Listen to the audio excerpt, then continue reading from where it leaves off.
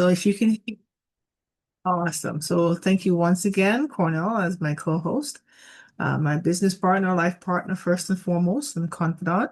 And as he rightly shared, we are not health practitioners. We are health enthusiasts wanting to add value to your life, whatever way, shape, or form we can.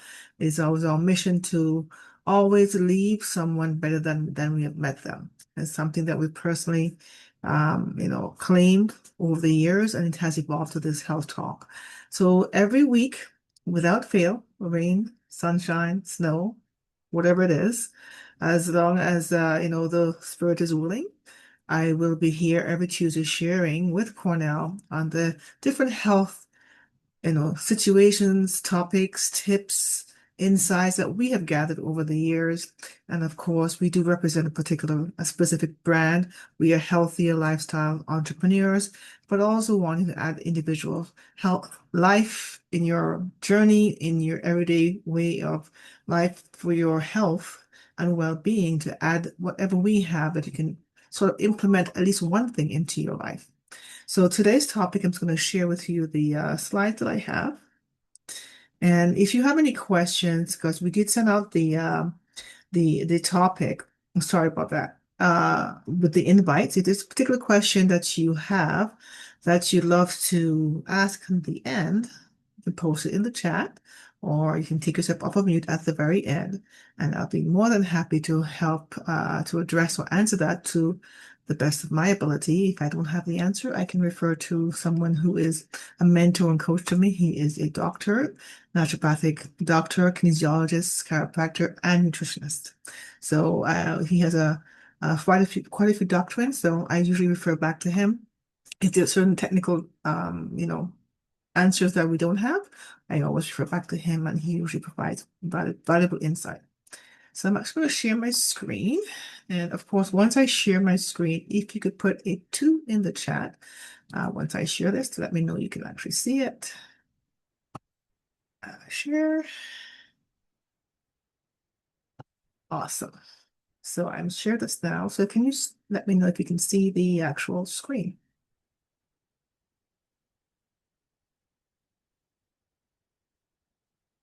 So by putting a 2, I'm assuming I'm going to make the assumption you can see my screen since I'm not seeing any response in the chat.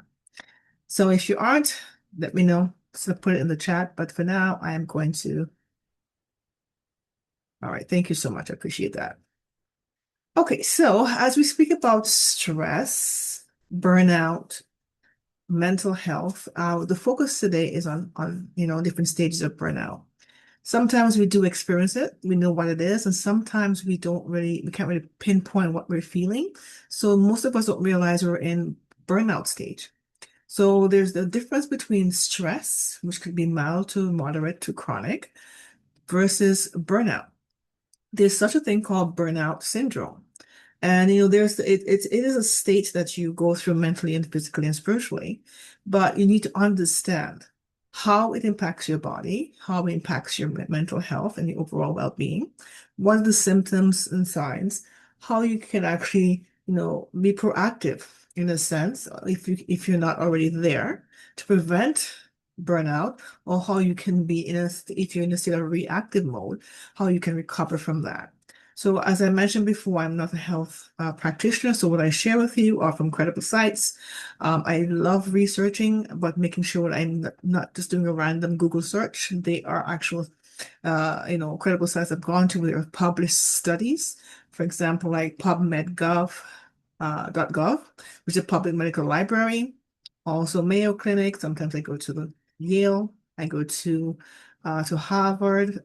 Their websites have a lot of studies that they do of individuals who they get information from, or actual studies on the symptoms or situations or actual health condition.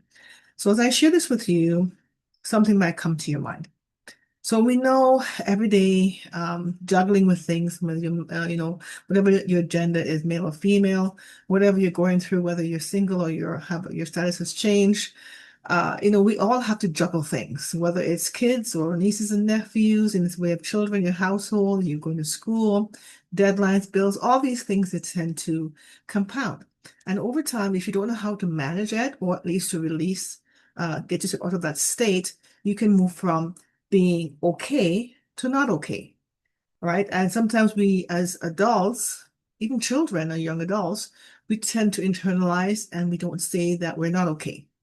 Most people will say, I'm fine, when they're really not fine. So I'm going to share with you a couple of stages of how you can move from just being stress versus being burnt out. So there are 12 stages. One is excessive validation. You need to be validated. You work extremely hard, so you're overworked. You neglect your self-care. You normally feel frustrated or you have the blame game, so to speak. You sacrifice of yourself. You're so depleted that there's nothing else left within you. You're so emotionally withdrawn. Emotionally, your emotional bank account is sort of depleted. There's conflicts that you're not really able to handle conflicts as it comes to you, or you avoid it. There's also the state of feeling withdrawn. Also wanting to feel isolated or to sort of withdraw yourself so you have moments of isolation, even though sometimes you're in a crowd of people, you feel isolated. Depersonalization is also another stage. Also depression, feeling of emptiness, and of course you're in full burnout syndrome, which is the different stage of self-awareness that you can sort of identify to help you to know what to do, some coping skills that I'm sharing with you that may or may not work because everyone is different, and you sort of tailor make it in a way for you to be able to get the best out of what you're trying to do to reverse those things, to move from burnout to resilient. So some things to also be mindful of is that not just saying that you feel burnt out or you think you're getting to be feeling burnt out. There are other things, other factors as well. So there are health issues associated with being burnt out. Physical health, mental health, also behavioral health. So the physical symptoms of burnout, which I won't go through in depth of the description. Again, you can go back in the recording and take your time and read through everything if the time permits with you. So these are snippets of information I was able to gather. So the physical symptoms of burnout is chronic fatigue. You feel overwhelmed. Even though you sleep, you get up, you're still feeling tired. You feel, this depletion. Sometimes you can have moments of insomnia, difficulty falling asleep, frequent illnesses. You find your immune system is weakened. Headaches, more frequent headaches, more muscle pain. So everything is connected, as I've always mentioned through all of my health talk. Everything's connected. So, in school we talk about, whatever joint is connected to the knee bone, to the hip bone, to all of that. Everything is connected. So headaches and muscle pain, unexplained physical health symptoms, also changes in appetite. You feel you don't feel to eat. That's one way. Another one is you overeat to compensate for what you're feeling that you're not able to cope. So you cope through unhealthy habits. And so the emotional symptoms of burnout is increased cynicism, feeling detached, loss of enjoyment, lack of accomplishments, and depression. So if you're not mindful and paying attention to how you're feeling and not tapping into yourself, to identify and to be real with yourself instead of shifting the blame, because things are going to happen to us, for us, and against us. And so things are going to happen that you need to identify where are these emotions coming from? What's happening to me? What triggered it? And so you're able to identify that. So I would also suggest if you're not a person to journal, to write down things, maybe keep small notes, maybe a voice note of how you're feeling that time and what transpires. So you sort of put sort of like a log. So you can sort of track how you're feeling and what transpired before or after. So the behavioral part of this, as I mentioned, there's three different areas, and there's more. This is a huge discussion we can have for hours and days on end, but I'm sort of tapping into certain key points. So behavioral symptoms of burnout, withdrawals from responsibilities, so avoiding work tasks, putting things off, calling in sick more frequently, so sort of avoidance, we call it, versus withdrawal, but it's the same thing. Isolation. So basically withdrawing from social contacts, procrastination. Now there's different types of procrastination. This one I'm focusing on specifically on being burnt out. There's a different type of procrastination that actually we all have, which could be self-preservation, where we pull back and assess and then we move forward. And then there's procrastination, either from fear, of doing something new, but then there's procrastination where we have in this in within the realm of you know, the feeling burnt out and you can't quite put your finger on why you're feeling this way. So use of coping mechanism. So for example, the wrong type of mechanism, such as alcohol, drugs, excessive engagement, and like numbing your mind, your brain down, irritability, more frequent outburst, feeling that you're sort of short on your temper. These are things that you would identify as why am I feeling this way? What's happening to me? And can't quite put my finger on it. So these are just key indicators of, you know, the things that could lead to a full-on burnout syndrome. So psychological versus physical, as I mentioned before, you know, it's not a bad thing to ask for help. It's a good thing. Well, make sure you actually seek help with the right person and right resources. Someone who's always negative, Downy Debbie, a Debbie Downer, so to speak, or a negative Nancy, so to speak, in a sense where they're not encouraging you, but seek someone who can be there for you to be able to listen to you, to sort of guide you out of feeling the burnout, giving you the right feedback, the right suggestion. And of course, that takes a little time to investigate on your own. So moments of anger, fear, feeling anxious, not having any joy, inability to feel happy, um, just feeling in a way, I call it downward spiral emotions. So there's upward spiral of joy and great gratitude and happiness and so much more versus downward, which includes anxiety and stress and depression and so much more. And so feeling of hopelessness and all these things can actually compound. And of course, to combat the psychological symptoms, you have physical symptoms, which we mentioned before. One of the things I did not mention in the previous slide, that it impacts, most people say, okay, I have like a sort of queasy stomach. You feel unsettled in your stomach. Really, you could be impacting your feelings of burnout, the symptoms that you're experiencing in the physical aspect of, burnout. It's that your gastrointestinal tract can be compromised because you're weakening your immune system, you're weakening all of the things that sort of work right or function well, impacts you in a negative way because you're not in your homeostasis state. So what do you understand about mental burnout? Well, as I mentioned before, there's a big difference between stress versus burnout. So for example, stress, your overengagement, reactive or overactive emotion, sense of urgency, hyperactivity, loss of diminished energy, leads to anxiety, physically toiling. Versus burnout, disengagement, blunted or distant emotions, sense of helplessness, motivation is lost or diminished, leads to feeling depressed, emotionally toiling. So there's a difference between the two. With the burnout systems related to stress, we've talked about weakening the immune system, but also high blood pressure. I mentioned headaches before, but tension headaches to be specific. High blood pressure is elevated, heartburn's more frequent. Depression can actually lead from mild to moderate to chronic or to severe. Also difficulty sleeping, as I mentioned before. So the symptoms of burnout can range anywhere from insomnia, exhaustion, I mentioned fatigue.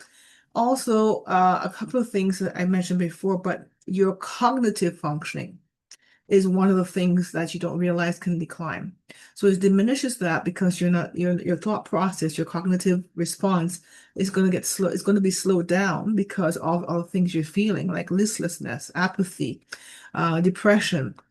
Your creativity, your creative flow, your creative juices will be dampened or slowed down because you're not in your balanced state, because you're experiencing other things that are connected to being burnt out. So feeling exhausted and drained, as I mentioned before, what does it feel like? For example, you may say, okay, I have a headache or stomach pains, or you have struggle concentrating, you don't know what it is.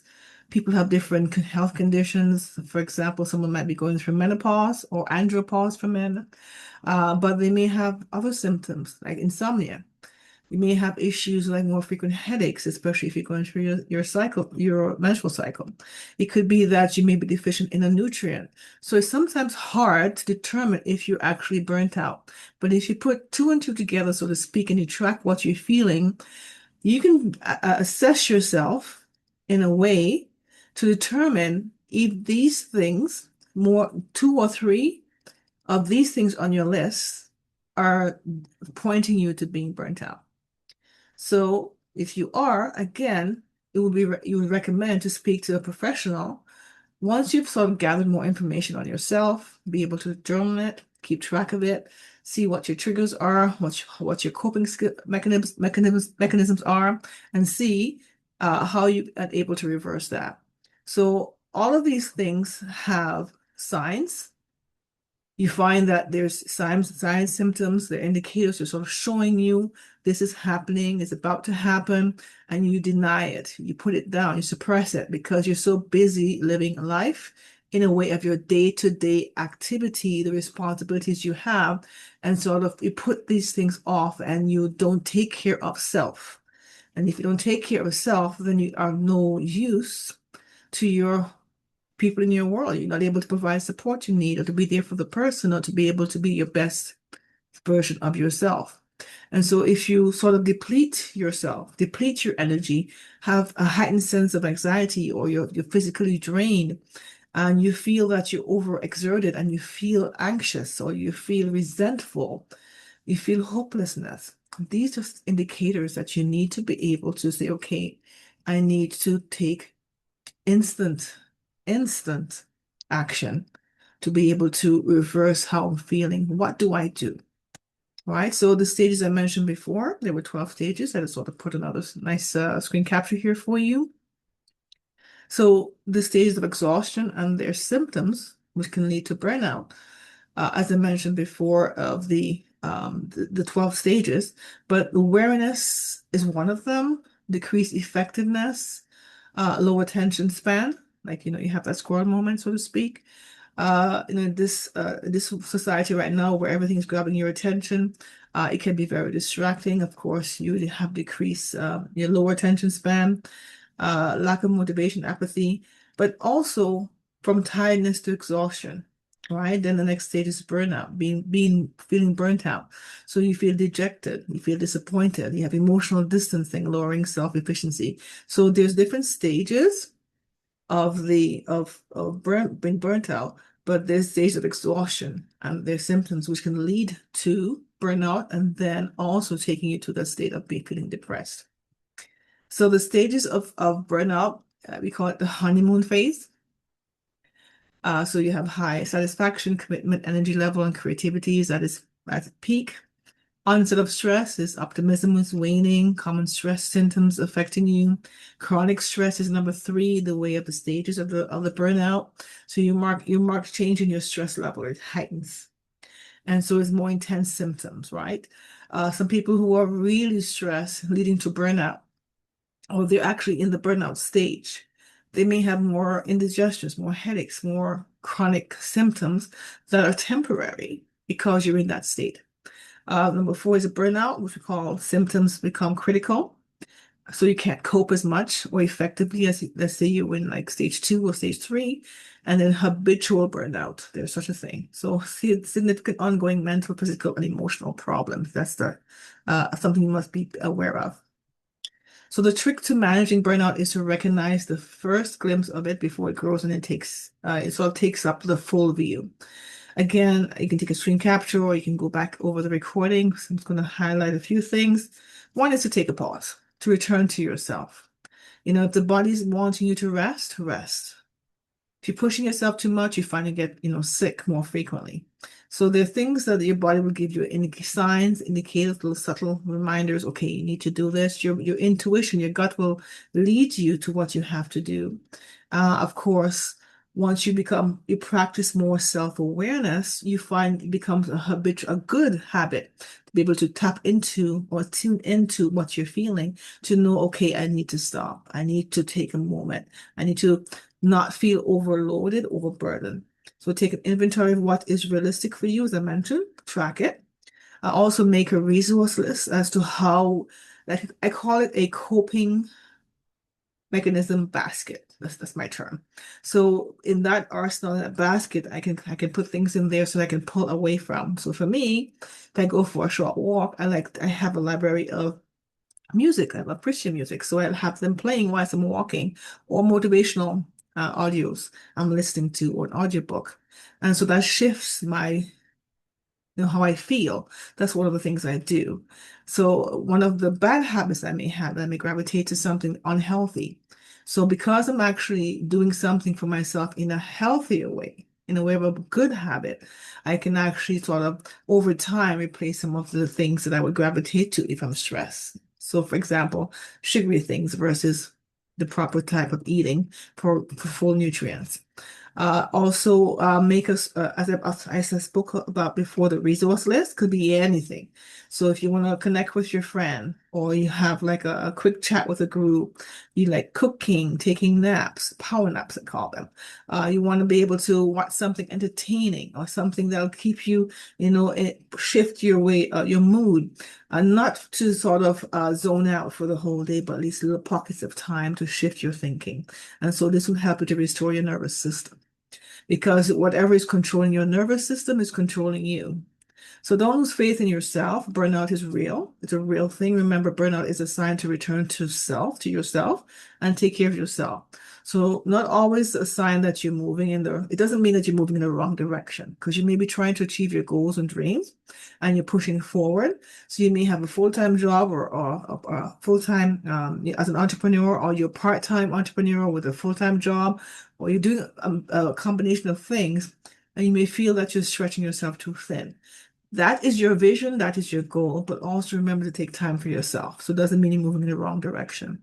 So be gentle and understanding, be kind to yourself, being over judgmental and too critical of yourself, and learn the things you need to do to be able to balance as best as you can. Again, always seek support. So we suffer most when we feel alone and isolated.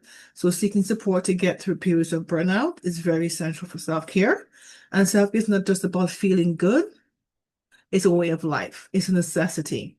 And so at most times we're taught to be that sacrificial lamb, to sort of give of self always, especially when we're taught through actions in our household, but also to be able to know that you need to take control of your nervous system, which I mentioned, your nervous system. Whatever's controlling your nervous system controls you. So how do you prevent burnout? Well, there are many ways you can do that. So the good news is that if you consider or think back of times or moments when you felt burnt out, not just stressed, but burnt out, you can actually take from that, so that if in the near future, or the late, future, so to speak, you can actually know, okay, these are things I need to do to balance myself. So if you're able to nourish your adrenal glands, because your adrenal glands produces your stress hormones, and when you're under a lot of stress over time, you're compounding. So your adrenal glands are trying to keep up. And so what happens? Your body is impacted. So nourishing your body with key things like vitamin C through, through fruits, through supplements, through vegetables, B vitamins, magnesium in many different forms, making sure you're getting the right type of supplements in your system. Sometimes, all times, we know that there's food that we buy in the grocery stores or from the farms. They're actually heavily depleted in nutrients. So we need to boost it with a supplement. So you can actually do additional supplements as long as you're able to give your body the right nutrients, and you pay attention to that as well. So set boundaries, shift your body, mind, and spirit out of burnout mode to a more balanced mode. So you learn to set boundaries. You can say things. I used to do this before. When I was younger, I would say, okay, yes, to almost everything, because I want to be there for everybody. And I had to learn to say, not right now, or let me get back to you, or give a different suggestion, so that I'm not overcommitting. And so that can happen, right? In my 20s versus now, I learned a lot. So learning how to prioritize yourself is crucial. It can feel daunting. You may have that guilt complex. because it's your first time saying no or not right now, or shifting it to someone else who can actually you can delegate your workload. But recognize when you're overworked, especially in the household, when you're doing this so much versus working outside of the home. Because the work never turns off, especially if you're a mom, a dad, husband, wife, sibling, whatever your role is. It never turns off once you come through the door. So synergize with yourself, reconnect with what brings you joy. I made a commitment to myself a couple of years ago, staying in a state of gratitude. If you don't already have a hobby, find a different way to release your stress. Engage in activities that bring fulfillment to you to reignite that spark, that motivation, and again, seek support. Now we're going into the winter months. This is also a prime time for burnout because we are not going to have access to all the beautiful sunshine. We're not going to be more impacted by artificial lights, especially those who have melanin in their skin, more darker melatonin than most. You're more prone to deficiency in certain nutrients like vitamin D. So of course, your body will respond differently. And of course, we know that there's different things you can do to alleviate moving towards burnout mode. So implement what works for you, play around with things, use small strategies to make a big difference in your journey to bounce back. Exercise is very important, whether you do in the house or outside the house or the gym. Small little exercise routines, 10, 15 minutes a day, stretching. We all have to get better at that, including myself. We're not all perfect. We are human becoming, I call us not human beings, but human becoming. As we evolve and we improve on our health, then we can be the best version of ourselves through exercising, through movements, especially as we get older. So it's also, you find when you take care of yourself, you're doing things to help you to be able to get back from burnout mode, or if you're on your way to burnout mode, to more balanced version of you. You find that your energy level picks up, it changes, your vibration changes, your energy changes. How do you connect to distract? Of course, friends, family. Sometimes we have family who aren't really necessarily family, so you have friends who will become family. So whoever you choose as your family, and very close friends that you know, like, and trust, reach out to them. Share with them how you're feeling, and they may be able to give you a suggestion that you haven't even thought of to help you to get out of that cycle. So what do you do to restore, to build your resilience? In many ways you can think of in doing that. But one of the things is, as I mentioned before, is setting boundaries, being flexible with yourself, knowing that you're not perfect, learning and growth. So always be in the mindset of learning to sort of challenge your brain, your cognition, enroll in something that works for you. It could be a free tutorial or something that can help to, broaden your mind. Mindfulness and relaxation techniques through meditation, if you practice yoga, Tai Chi could be one of them. It could be anything just to help to shift your mode. Also positive outlook. Sometimes you're in that mindset where you have downward spiral of emotions. So you choose one thing to be thankful for, one thing to be grateful for. And as you compound that, you stack on that, you find that your energy shifts. Even if you're not thinking about yourself and you're able to volunteer and to do something, it's taking away the pains and the struggle that you're going through. It'll shift your energy that you need doing something for someone without overextending yourself. Social support, as I mentioned. So you're able to better cope and deal with these bouts of burnout mode if you find that you're not as mindful in that state. But once you've gotten out of that, you say, okay, what can I do to stay in this mode of resilience versus getting back into the stage of burnout? So, as I mentioned before, we don't have to be perfect. We're human becoming. So, being perfect is not a priority. I like to say you're going to practice permanence, not perfection.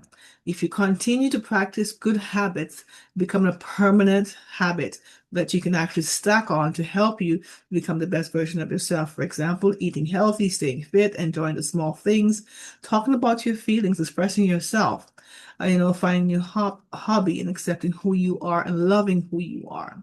And of course, taking regular breaks is very important. So there's another thing you can consider are adaptogens. These are considered have been proven to help with your stress or the symptoms that you are experiencing as you're going through the burnout stage. So adaptogens I learned about 14 years ago, and I'm still learning, still growing. But adaptogen, sorry, is the name of certain herbs and medicinal mushrooms. So they possess unique properties that help to combat the effects of stress. So if your stress indicators, for example, as I mentioned, your hormone levels are out of whack because your stress hormones are elevated, you have issues with your gut, all these things that are sort of compounded because of your body being out of balance, you find that your sleep can be improved. You can have your body come back into a more homeostasis stage. And some of the examples of adaptogens are things like ashwagandha, if I pronounce it correctly, ginseng, maca, also turmeric, and some medicinal mushrooms such as reishi, chaga, and there's so much more. But again, being mindful. One thing I want to mention for you for turmeric is a great anti-inflammatory, great adaptogen. But for anyone who has, for example, a heart condition or taking a beta block, I know this from my mom. She had a heart murmur and she wasn't able to take turmeric because it interfered with her heart medication. So that's just one thing I want to mention to you. So how do adaptogens work? Well, they have a broad and non-specific effect. First of all, they're not toxic, they're non-toxin. And so they're actually low in calories, but high in nutrients. It actually helps with bringing your body back into a homeostasis state, more harmony. So in short, it changes your hormone level from being stressed to being calm. It actually reduces the stress in your body, if it's acute or chronic. It helps with your immune system and so many more. And these have been proven, not from my words, but from studies that we found. And even though it's non-toxic and to be safe, what I've learned over time is that if you're taking any medication, there's no negative interaction with certain adaptogens. For example, reishi or cordyceps or lion's mane. Those are the three I can tell you about. The others, you'd have to do your due diligence. But I do know, for example, ginseng is awesome. We've known about this for many years. New to the world of mushrooms myself in the last 14 years. I've seen so many studies, heard so many nutritionists speak about this. So this is the information I'm relaying to you.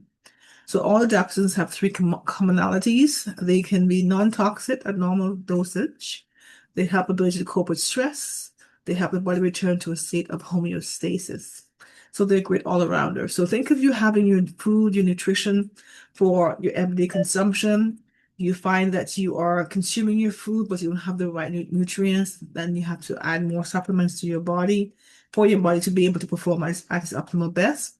Well, taking adaptogens such as what I mentioned before, including the others I'm going to share with you, supports your quality of sleep, reduces inflammation, antioxidants, helps with your concentration, tiredness, and so forth. But also there's so much more. This is just a little short list of the things it can help with.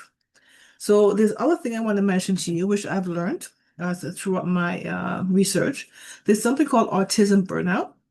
It's different. So autism burnout, there's certain symptoms you would have to look at if someone has been diagnosed with a different spectrum of autism. So it's a complete shutdown of the mind and body caused by long-term stress. So overwhelming the sensory input and constantly hiding autistic traits. So unlike regular burnout, rest alone isn't enough to fix it. So autistic burnout is when a person in the autism spectrum disorder feels very tired, both in their mind and their body. It usually happens after dealing with too much noise, too many people, trying too hard to act normal. So the kind of burnout can make it hard to do everyday tasks. So they shall shut down. But understanding what the symptoms are can help autistic people get the rest and support they need. And of course, having a good foundation of people who are to surround them to be able to help provide the necessary help they need and guidance to be able to balance that as best as they can in the symptoms that they're experiencing.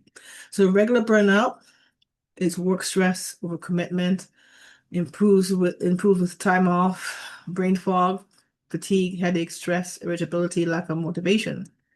Autism burnout is, as I mentioned before, sensory overload, social exhaustion, masking, can last months or years, loss of verbal skills, executive dysfunction, full body shutdown, hypersensitivity, anxiety, depression, loss of self-identity. Now, what I actually found out this 2 weeks ago, we have a friend, and it's a person who's in their 60s, and they were just sort of sort of did all the tests, and they have a spectrum of autism and ADHD. So they were in their 60s going to the 70s, um, but all their life they've been managing. So there's so many things, especially if you're from the Caribbean, like I am, some of these things will go undiagnosed until you're in a later stage in life. Signs of autistic burnout, as I mentioned before, are can be self-evident, but not always pinpoint that person has an autistic burnout, because you're not that person observing a person who has autism may not realize that they're getting to the stage of being burnt out. So the autism burnout symptoms, as I mentioned before, also there's a new neurodivergent burnout, this cycle that most to go through.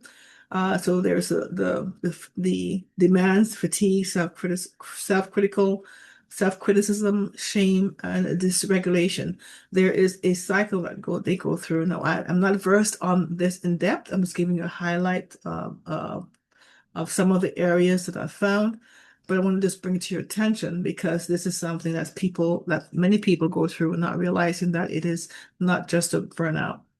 So the ADHD factor, which is a hyperactivity disorder, they can experience burnout due to the stresses of everyday life that most people can cope with, versus someone who has neurodivergent traits. So a great deal of energy frequently goes towards the process of masking, which means taking steps to seem neurotypical to the outside world, so seem like in quote unquote normal.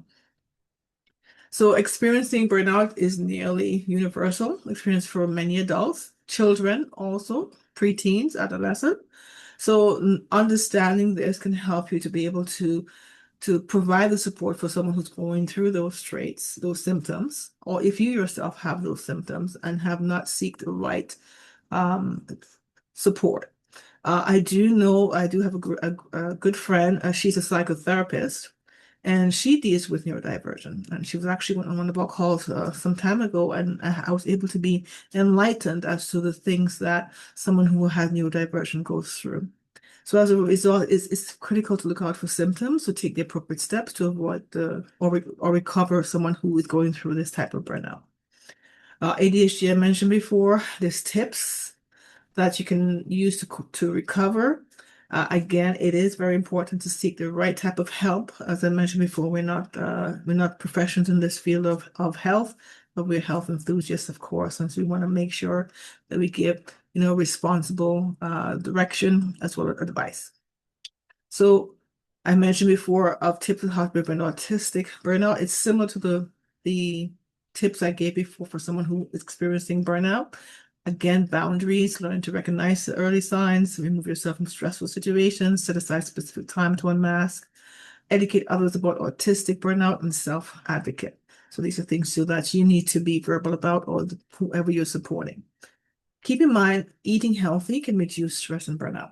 So when you gravitate to the coping skills of refined carbohydrates to sort of give you a temporary energy boost, or to shift your mood temporarily to a happy state in the way of the dopamines, once that diminishes, the fix doesn't last. So of course you get that crash, go back into that cycle. But being mindful and planning what you're going to consume before you even get into that state of burnout, because there's science, right? Stages before you get to the full-on burnout, is to consider eating more complex carbohydrates, because the carbohydrates that are complex contain serotonins, and this actually helps your body and brain to calm down, improving your personal ability to deal with stress and avoid depression. In some cases, when you have chronic or severe depression, that's a different conversation, but at least for those who are going through mild to moderate, then at least you can know what to do in the way of coping mechanism, in the way of eating healthier. So eat 3 times a day, healthy, plan your meals, and stay hydrated. There's a PubMed study that I found that explains what the body, how the body responds when it's dehydrated versus hydrated. So hydration helps to calm your nerves, alleviates your stress, lower your anxiety, and also helps you to respond better to stress. So if you're dehydrated, the brain's not working well, your cognition, responses, all of these things are connected. So again, be mindful. I mentioned about the vitamins B, magnesium, vitamin C, but also I want to bring to your attention omega-3s. It actually, low mood, if you're getting down in your mood, actually helps to increase it if you're eating the right type of omega-3s.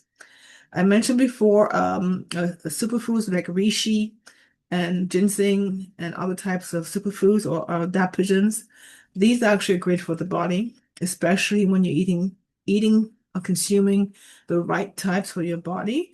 Once your body gets what it needs, it doesn't lie. It tells you exactly how it feels. It responds in a way that you can tell through your, your emotions, how you're eating it, your palate, your response, everything is in tune. So your body responds in a specific way. It may take a few hours, a couple of days, a month, a week, depends on how your body is responding, how it absorbs nutrients, any heavy metal or toxins in your body, which you may not be aware of.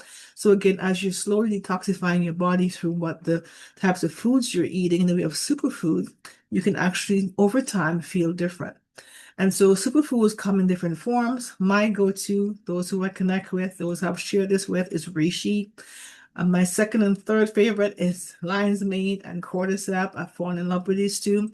I do love spirulina as well, but these are the three that I've fallen in love with for the last several years. And for me, my family, we can see, we can feel, we can actually experience the goodness, the benefits of it. Everyone has different health conditions or just want to feel healthier. So as you consume something that works with your body will tell you exactly how it feels. So imagine you're giving yourself the right nutrients, but more supplements. You can maybe eat, for example, avocados. I'm not an avocado person, but you may be. And you're consuming maybe half of an avocado. What you're getting, the antioxidants you need, because your body needs that. But the reishi actually sort of like more than 10x what you're actually getting. So you for a single dose of the Ganoderma, which can come in different ways, in powder form, tincture form, infusion products, you get 150 of the antioxidants versus 7 in avocado. So ask yourself, how many avocados can I eat to get 150 in the dosage for antioxidants? So for antioxidants in green tea, you may need to have about 54. You get that, in the green tea. I love green tea, but I can't drink that much. But you know what I mean. If you tend to gravitate to things you like and you're getting the right certain types of nutrients, you need to sort of increase it by taking additional supplements. So reishi for me is a go-to. I'm sharing this with you because I believe it has a lot of benefits and I've seen it for myself. Many testimonials, but also we've seen where people have gotten back to us as to how they shifted and added to their health journey and how it's helped them. And we know all foods have antioxidants, terpenoids, and flavonoids. So imagine you're getting nutrients you need, the foods you need, and also the supplements you need to nourish your body. So Ganoderma, we know as Ganoderma lucidum has certain properties, including polysaccharides. So it actually helps with anti-inflammatory properties. It helps mainly also with supporting your immune system and fighting infectious disease, but also helps with conditions like anxiety and pain and depression, which we know can happen through burnout. It helps to release, calm your body down in a way of as an antidepressant. It also helps with, in a way of giving your body what it needs through the right amount of antioxidants that, as I mentioned before. So it improves your depressive like behaviors. The PMID number you're seeing is where I got the source from PubMed website. If you want to search more, because it's more detailed information provided, I just gave the highlight. Also, it helps with reducing the pain. If you're going through certain issues with pain in the body, it actually reduces the pain level. Also helps defeat stress and depression. So your body is highly inflamed, becomes more toxin, more pain, feel more stress, feel more depressed. And so as you're taking or consuming something to help you to reduce all of those symptoms, you find over time your body will tell you how it's feeling. So the anxiety part I mentioned before, but also it helps with like certain situations that I mentioned before, like blood pressure and a few other things that I mentioned before. These actual PubMed studies show that it helps with reducing or eliminating depressive-like behavior, but also helping with other illnesses. Now, is it a cure-all? No, but your body actually tells you how it feels as you're consuming it. You can watch your indicators. If your blood pressure is too high, you can actually consume it along with your medication to see how it's impacting. And then as you go through your journey with this new mushroom that I'm sharing with you, you find that through the consuming it of it, sharing it, giving your body what it needs, the other things you may pick up on that may help you. So as we go through all of these, I mentioned before, insomnia is one of the things that may trigger restlessness. You find that you can't sleep because your brain's not at ease, it's not calm, your body's not at rest. And even though you're sleeping, you feel more fatigued. And you find that once you consume the Ganoderma lucida, that it helps you with your sleep. It helps you get to more REM sleep, deeper sleep, more calm. Also helps with individuals who are going through things like hypertension and diabetes, high blood pressure, not just insomnia, or if you have issues with depression or in the way of being burnt out, or if you, on a whole, you have other symptoms of depression or anxiety, not just for feeling burnt out. And so as we go through all of this, I want to mention to you a couple of things.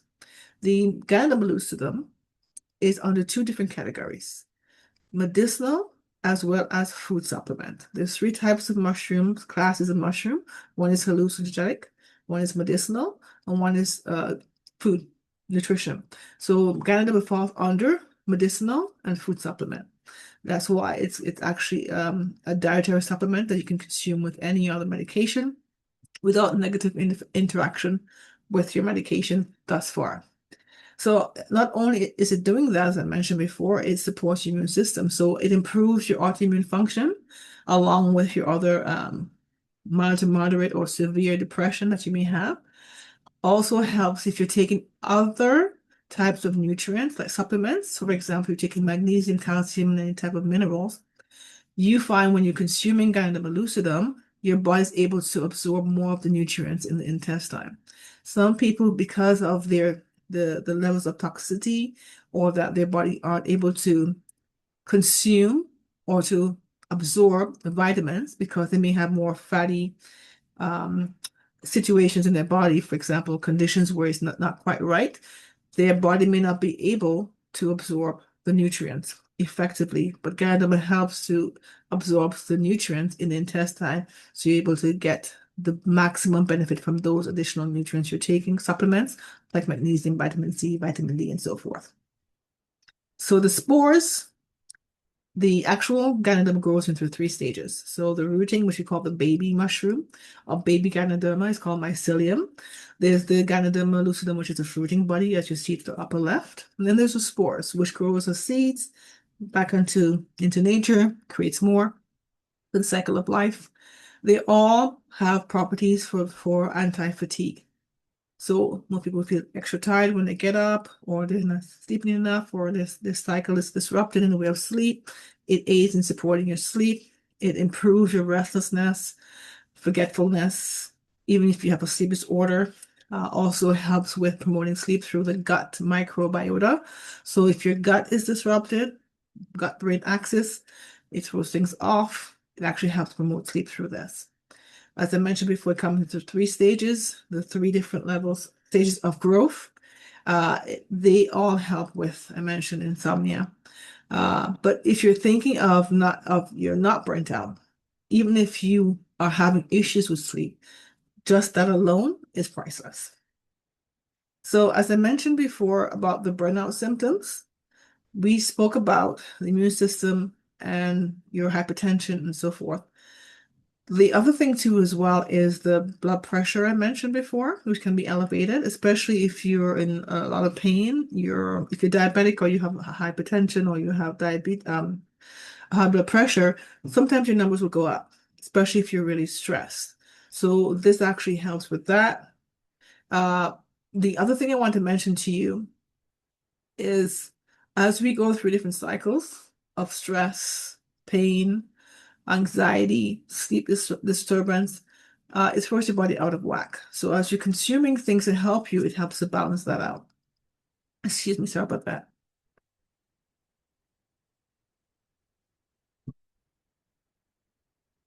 Cordyceps I mentioned before is one of my go-to for the mushrooms that I've fallen in love with. It helps a, either you consume it by itself or in synergy with the reishi. It helps support your physical performance, helps with boosting your stamina, provides anti-aging properties, also helps with depression, anti-fatigue intervention, chronic inflammation, because you may have, let's say, other symptoms associated with burnout that may lead to pain, not just fatigue, inflammation in the body. All of these things compounded leads to further health complication. The cordyceps itself helps to regulate the protein. So your body, if it's releasing too much oxidative stress because your cells are impacted. So what is oxidative stress?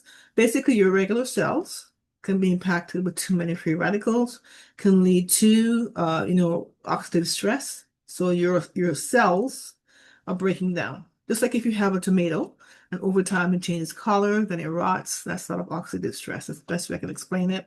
So if your oxidative stress level is high, it can cause further complications. So imagine you're burnt out and everything starts sort of being out of whack, leads to further complications.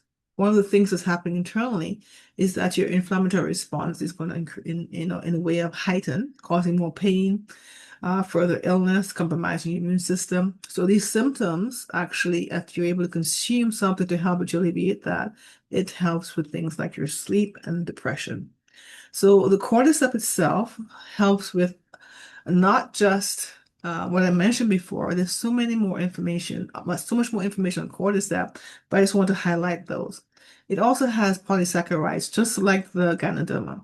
And so it has this component that helps you with many other things, but it helps with your gut health. I mentioned before, if your intestinal tract is compromised, because you're burnt out, this can lead to gut health issues. So this actually helps to reduce the side effects, especially if you're going through treatments, you're taking additional nutrients, help to sort of absorb it better. Lion's mane is another thing I fall in love with, and that is actually falling in love with this one as well. It's more for cognition, helping with the gut-brain axis. So it helps improve your cognition, your moods, expressive disorder, stress. It also helps you to focus. So, and you have a perceived feeling of well-being. And it's known for, under one of the PubMed studies I found, to help with this depressive disorders. So there's a wide category of depression that it can help support, especially if you're doing the right things, but not just only taking and consuming, medicinal or supplements. Moving right, eating right, sleeping right to get the body balance and thinking right is also important. So not just that, it's one component of your well-being. So regulations through the mood disorder it works between the gut and the brain. And this is where I want to share with you why I love this, because we represent a brand called Organo, and we sort of discovered wellness through this brand 14 years ago. And we made a mission of ours to be on the same mission, adding value as our company. So we're a brand with a purpose, and so we help people create better, healthier lives. And the power of Ganoderma has impacted our life in a positive way, and we know it has for many others, especially with the feedback, testimonials we're getting, anywhere from being able to sleep to issues with their heart. Their heart percentage actually increasing from, where you need to have surgery to where it's gone up, 4 times in the measurement. But in the way of the tests that they've done, people who give in feedback on issues with their cancer treatment. So it's so many things that we feel so thankful and grateful for. And as I share this with you, it's most of us, we know that we have to consume things to help us to get healthier or to stay healthy, but not all the things we want to consume is pleasing to the palate. So this actually came about 14 years ago with us. And I'm a person, if I'll take it for a short time, but for longevity of life, for longer term, I sort of fall off the wagon. So for me, I found this as a great way, compromise, that they were able, the company Organo, which has a world-leading brand over 17 years now, has actually been awarded, as the best through the Wellness Award, as the most impactful and tasty product to give you the wellness you need. So the Ganoderma lucidum, along with the reishi and the cordyceps, are infused into everyday things like coffee, teas, hot cocoa, even on its own in the way of the supplements. Now we know if you are burnt out, coffee is a stimulant. If you have symptoms of autistic symptoms or ADHD neurodiversion, these are stimulants. But what the infusion of this actual ganoderma does, it changes the properties of these amazing beverages that it does not negatively impact you. So most coffees are stimulants you're consuming with the Ganoderma, it actually helps you to feel calm. And I know for myself, I couldn't personally drink coffee before until this brand, but things like hot cocoa capsules, all these are available depending on what you will gravitate to. So I'm sharing this with you because I love the fact that one small choice can lead to a lasting impact. So practicing mindfulness, positivity, and wellness is what we're about. And as we want to share with you where the source comes from, one is the most on the market that you will see, maybe at a lesser price or whatever you're looking at. They may be grown in plastic bags. They're artificial, but they're still considered certified organic 100% because no purpose pesticides, herbicides, all these things, because that's where the criterias are. Ours are grown on plum logs. And so as you see the difference in color, think of it this way: a sick person can't produce a sick or basically give birth to a sick child. So if you have a healthy person, they give birth to a healthy child. So they can't reproduce spores like ours can because they're going in plastic bag. And we also have a patent to protect it. And the qualifications we have is over 32 worldwide. And so as I share this with you, we want to share with you, as we share this with you, think of this as a passport to holistic wellness. So the Ganoderma supplements in the different stages of growth can add value to your health as we share with you how you can benefit from that. Of course, you will have to decide what best suits you.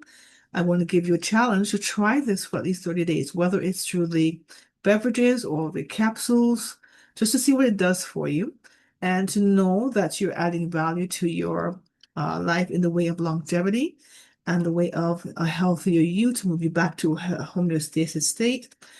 For me, I take both capsules plus the different products in the way of the beverages because I like a different flavor every day. The red teas we have tea, green teas, we have the hot cocoa because I'm a kid at heart. But keep in mind as well, there's a promotion just released, I think, for Black Friday, which will go till December 4th, that they have a promotion now where you can save 20% on specific holiday packages and you still get free shipping right now until this promotion ends. So you will be able to save, get back to the person who invited you in a way, and to be able to have you speak with them to see, okay, what flavors do you like? What do you want to gravitate to? And to try something at least for 30 days exclusively and to see what it does for you. If you have a health condition where you need a more therapeutic dosage, I would suggest the capsules. And there's ways to do that. And I'll share that with you because I truly believe in this brand. I truly believe in this product. I wouldn't give something to my family if I didn't believe in it and I didn't have experience. So I want to share that with you because it's important that we add value to you. And I will actually wrap up here. If there are any questions you may have, I would be more than open to listening to you. Or if you're shy, you can put the information in the comments. Does any of the product help build up your what am I looking for? Like your muscles, your You mean muscle loss? yeah. Okay, so from for so far, I do know with the Ganoderma, it helps protect your bones from osteoporosis. If you've been diagnosed with osteoporosis, it helps to repair. Now, for muscle, that's different because in muscle, if you muscle loss, you may have to move to be able to increase your muscle mass. There's certain things you can take, but for this that I'm not aware of, I can look into it and tell you. If I can follow up with you, that's okay. I'm not sure who asked this question. Was it Glennis? Okay, so Glennis, I can get back to you on that. I can speak to Dr. Barbara Kowski and inquire because he's one of our individuals on our panel for health. And but for sure, I know I've done a presentation on the osteoporosis because I'll share this with you. I have a cousin who went through breast cancer, 7 years thankfully now, cancer free. And they did her test on the her density, and then she did radiation. And then after, it was actually stronger because she was taking the spores. That's the only thing she did besides radiation. No other nutrients, no other supplements. And she took it before and during her radiation, and then after. And they asked her what she was taking. And of course, she didn't share that information because they're pharmaceutical doctors and they don't understand nutrition. The one thing I can say with you, if you have a concern with your health and you're taking supplements, then thank you. Then you would have to I would say speak to a naturopathic doctor and explain your situation. They know about the nutrients. They know about Ganoderma. They know about reishi, all of these things. And then they can maybe tailor make something for you to help you to add in addition to the reishi or Ganoderma. Because certain foods alone can't just build back muscle. You have to move. And the muscle loss happens especially when you're not as active or as we get older, necessarily, of course, wiser. And then we can see, if that can help you. So I know it's a long-winded explanation, but I just wanted to bring that out to your attention, Dennis. Okay, thank you. All right. Someone's asking the question here. Let me just take myself off of recording. I can continue asking the question here with one more person. Just give me 1 second. So as we wrap up, I'm going to end this call and end the call, sorry, the recording. Yes. All right, so we can stop this, the end of our health talk recording.